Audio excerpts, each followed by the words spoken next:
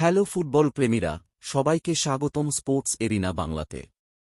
FIFA বিশ্বকাপ 2026 এর round of 32 এ মুখোমুখি হতে যাচ্ছে ইউরোপের দুই শক্তিশালী দল, পর্তুগাল এবং ক্রোয়েশিয়া।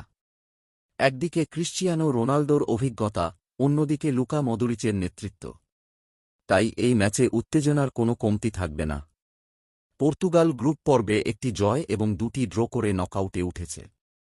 বল দখলে আধিপত্য থাকলেও আক্রমণে আরও ধারালো হওয়ার প্রয়োজন রয়েছে। Bruno Fernandes, Vitinha, Rafael Leao এবং ক্রিশ্চিয়ানো রোনালদোর ওপর বড় দায়িত্ব থাকবে। রোনালদো এই বিশ্বকাপেও গুরুত্বপূর্ণ গোল করেছেন, তবে বিশ্বকাপ নকআউটে গোল করার অপেক্ষা এখনও শেষ হয়নি। অন্যদিকে ক্রোয়েশিয়া শুরুতে ইংল্যান্ডের কাছে হারলেও পরে পানামা ও ঘানাকে হারিয়ে দুর্দান্তভাবে নকআউটে এসেছে। লুকা মদরিচ, মাতেও কোভাচিচ এবং ডোমিনিক লিভাকোভিচের অভিজ্ঞতা দলটিকে বড় ম্যাচে বাড়তি আত্মবিশ্বাস দেবে। হেড টু হেড পরিসংখ্যানে পর্তুগালের স্পষ্ট আধিপত্য রয়েছে। দুই দলের শেষ 10 দেখায় পর্তুগাল জিতেছে 7টি, ড্র হয়েছে 2টি এবং ক্রোয়েশিয়ার জয় মাত্র 1টি।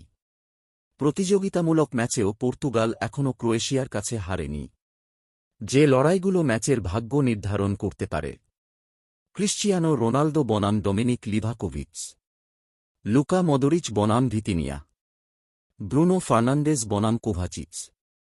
আমার ম্যাচ প্রেডিকশন: এটি হতে পারে একটি হাড্ডাহাড্ডি লড়াই, তবে আক্রমণভাগের গভীরতা এবং সামগ্রিক স্কোয়াড শক্তিতে পর্তুগাল কিছুটা এগিয়ে। Predicted score: Portugal 2, Croatia 1।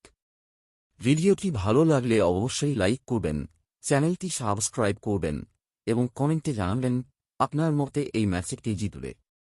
ধন্যবাদ।